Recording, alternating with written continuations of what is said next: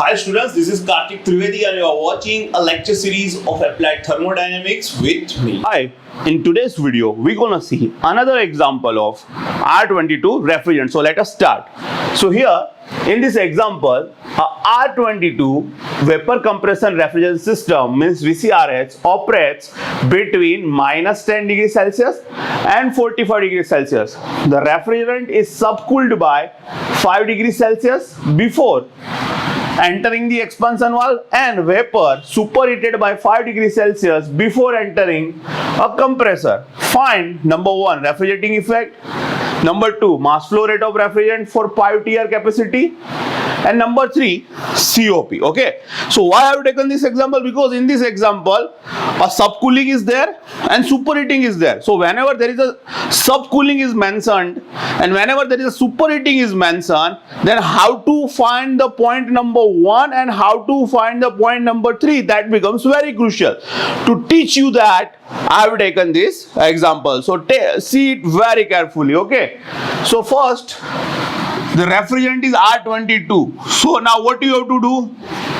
First thing you have to do is you have to open the refrigeration table by R.S. Khurmi, and in that table you have to open the chart of which refrigerant? R22 refrigerant. Okay, so now open the chart of R22 refrigerant. So open the pH chart of R22 refrigerant in your Khurmi book, see the index and you will find it. Okay, so now it will say R12, R22, let's say ammonia means R717. Now you can do same thing for all the refrigerant. When it say R717 means ammonia, then you have to open that chart. Okay, so it will remain, but the process will remain same. How to find the plot, that will remain the same, only the refrigerant will change. If refrigerant will change, then you have to open that chart, open that particular pH chart. Okay, so now right now we are talking about R22, so now you have to open the pH chart of R22 in R.S. Khurmi. So open it. So R22 operates between minus 10 and 45. So lowest temperature is always evaporative temperature and highest temperature is condensate temperature. Always keep that in mind. So evaporative temperature is given, which is minus 10 degrees Celsius. Condensate temperature is given, which is 45 degrees Celsius. Is subcooled by 5 degrees Celsius. Now what is subcooling? That I already told you. You know this. Okay, this is what? Vapor line. This is liquid line. Okay, liquid line, vapor line. This is which region? Superheated region. And this is which? Subcooled region. So what is exactly happen?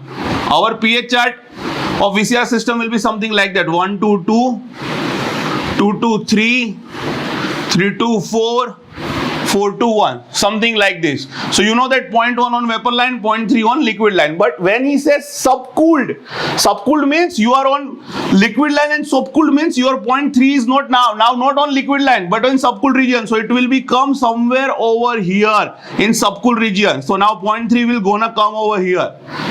Okay, same way what he says, superheated by and vapor superheated by 5 degrees Celsius before entering compressor. So entering compressor means 0.1. So 0.1 is in superheated region. That's what he trying to say. So now 0.1 is not come on a vapor line, but it will come on a superheated line, something like this.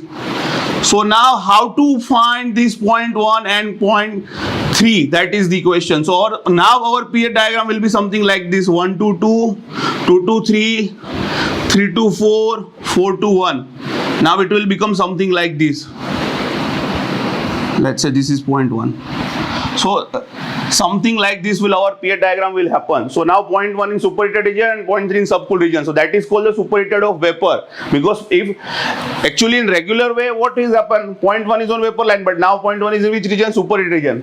In regular manner 0.3 on which line? Liquid line, but he says he had done subcooling, so now 0.3 on subcooled region. So now how to find 0.1 and 0.3? That is the question. If subcooled and superheated is not mentioned, then you can do solve the example by as per the example 1 that I teach you in last video. Okay, sometime only subcooling is given, only subcooling is done, and 0.1 is on vapor line. So then you don't have to do anything, only you have to work on this subcooled region. Sometimes what is happening? Sometimes subcooling is not there. Sometimes subcooling is not there, only superheated is done. So you have to find a superheated point in a superheated region. If subcooling is not mentioned, then you have to take 0.3 on liquid line. 0.4, 0.1. So sometime only superheating is there, sometime only subcooling is there, sometimes superheating and subcooling both are there. So that kind of example I have taken in this video. Okay, and when nothing is mentioned, then you have to assume 0.1 on a vapor light and 0.3 on liquid light if nothing is mentioned. Okay, so that keeps your mind. Okay, now he says a refrigerant is subcooled by 5 degrees Celsius. Subcooled by means cooling. When you say subcooling, subcooled means you are doing cooling. Subcooled by 5 degrees Celsius. So when we do subcooling, in condenser we will do subcooling. So condenser temperature is 45 degree and subcooled by 5 degrees Celsius means you are doing cooling. So you have to subtract -5 in condenser because here it is mentioned subcooled by 5 degrees Celsius. So what you have to do now after subcooling, what will be the temperature? It will be 40 degrees Celsius. Why? Because 40 minus 5 is equal to 40 degrees Celsius. So after subcooling, so you have to find a point at 40 degrees Celsius. How to find that I will tell you later. Same way, here vapor is superheated by 5 degrees. So when you say superheated means you are adding the heat. Means you have to add the value. So superheated by 5 degrees Celsius. So when we do superheated, mean evaporator. So after superheated temperature kitna? Temperature will be what? So evaporator -10 add +5, so it will be -5 degrees Celsius. So you have to take 0.1 on -5 degrees Celsius and 0.3 on 40 degrees Celsius. But that right now we are not focusing on that. First we have to find the lines by using initial temperature which is given evaporator and condenser, and after that we are going to take this point. Okay, so keep that in mind. So first what you have to do? First you have to open R22 pH chart. R22 pH chart. So now you have to open R22 pH chart in your RS Khurmi book. So this is pressure, this is enthalpy, something like this. Okay, so this is critical point. Celsius line. So first locate 45 degrees Celsius line. How you can locate 45 degrees Celsius line? So there will be a note of 45 degrees Celsius line. What you have to do? First locate 50 degrees Celsius line.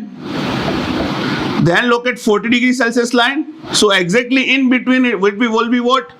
Will be 45 degrees Celsius line. So this is how you can locate 45 degrees Celsius line. Okay. So now let me erase 40 and 50 degrees Celsius line. So this is 45 degrees Celsius line that you have located. Darken it. Next, you have to find -10 degrees Celsius line. So find out the -10 degrees Celsius line.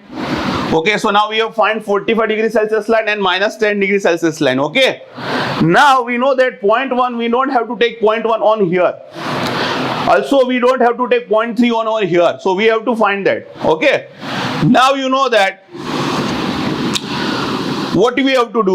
Here it is mentioned that after superheated, temperature superheated by 5 degrees. That means what? Its final temperature will be -10 plus 5 will be -5 degrees Celsius. So how can we find that -5 degrees Celsius? So we know that -10 degrees Celsius line is something like that, like this, like this, like this. I already told you. A same way 45 degrees Celsius line is like this, like this, like this. I already told you. Now same way, because we have to find -5 degrees Celsius line. So what you have to do? First locate -5 degrees Celsius temperature line. So how you can locate? So first locate -5 degrees Celsius temperature line. So what I will do? First I will locate -5 degrees Celsius temperature line. So here I have located -5 degrees Celsius temperature line. So in superheated region, this -5 degrees Celsius line will be something like this. Okay. So what you have to do? So whenever this -10 degrees Celsius line, extend this -10 degrees Celsius line, and when this -10 degrees Celsius line and extend it, whenever it intersect -5 degrees Celsius line, it will be our 0.1. So this will become our 0.1. So this is how you can find 0.1. Okay, same way. To find 0.3, what we have to do? Because we know that after subcooling it will be a 40 degrees Celsius. So now you can understand it. So what you have to do? First you have to locate 40 degrees Celsius line. So this is 40 degrees Celsius line. No, we know that in subcooled region it will be like something vertical straight line like this.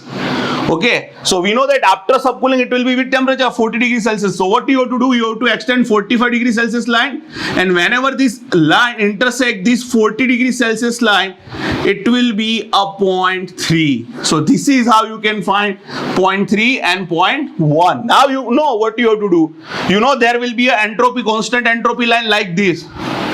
So you have a constant entropy line in your diagram like this, like this, like this. Okay, so what you have to do? Something like this. You have constant entropy line like this, like this, like this. I already told you. So what you have to do? From point 1, draw a line parallel to constant entropy line. So from point 1 like this, you have a constant entropy line like this in your diagram. Okay, so from point 1, draw a line parallel to constant entropy line by freehand. So something like this. So it will be something like this. Now what you have to do? Now extend 45 degrees Celsius line.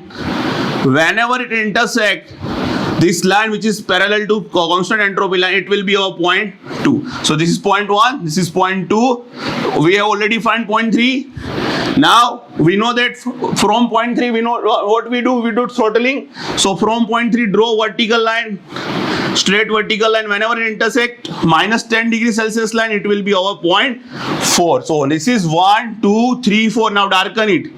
1, 2, 3, 4. Now what you have to do? From point 1, draw vertical line downwards, find out H1 value. From point 2, draw downward vertical line, find out H2.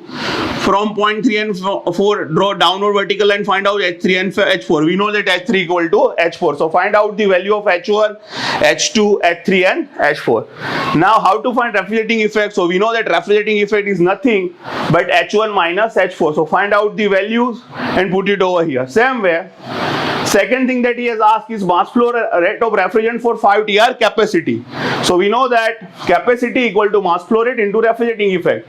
So we have to find mass flow rate. So mass flow rate is equal to capacity upon refrigerating effect. But here we know that capacity Q is equal to 5 TR. He has given capacity Q equal to 5 TR. So what we have to do? Q is equal to 5. But remember, we have to convert TR into what? Into 3.1 TR is equal to 3.5 kilowatt. So we have to convert it in kilowatt. So 5 multiply by 3.5 divided by H1 minus H4. Then and then only you can find the answer in kg per second. So always remember, if 5 TR is given, if any TR value is given, converted into kilowatt. So 5 multiply by 3.5. Okay. And now COP, you know that COP is equal to what? Refrigerating effect upon compressor work. So H1 minus H4 upon H2 minus H1. So you will find out your values. My answer is 3.5. But you know that as we have done this operation manually, so there will be error, and the allowable error will be plus or minus 0.5. So if you get your answer anywhere between 3 to 5, if your final COP is anywhere between 3 to 4, then means you are right. Okay. So this is how you can find out the value. So write out all the enthalpy value H1, H2, H3, H4 in comment section, and write down your final COP value in comment section. Okay. So this is how you can solve this example. So I hope you will like this video. Have a nice day. Bye bye.